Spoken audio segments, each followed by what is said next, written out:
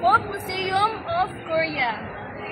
Halmoni annyeonghaseyo. We're truly honored to be here and share in your culture.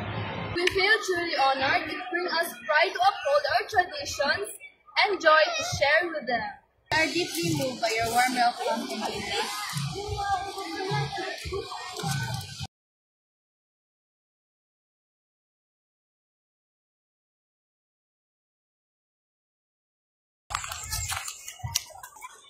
What was that gesture about? Why is your bow lower than Halmoni, Hannah? Oh, that was a sign of showing respect, humility, and acknowledgement to someone older than you in Korean culture.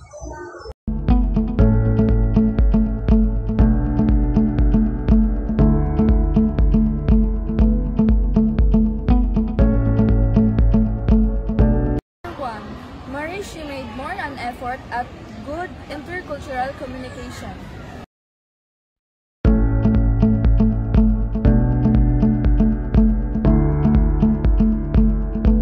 Number 2.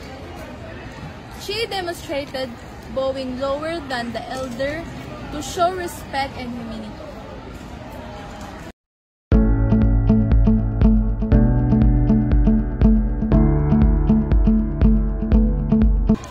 Eric showed his effort by watching Marie's gesture, learning from it, and saying he'll remember it the Korean way of showing respect.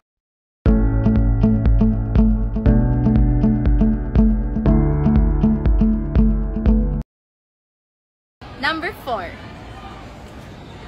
She probably studied Korean culture, greetings, and manners before the trip, so she would know how to act respectfully and properly.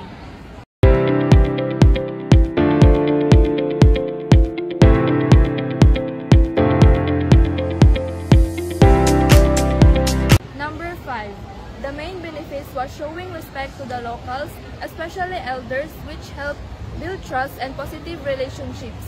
It also prevented misunderstanding and made their interaction in Korea smoother and meaningful.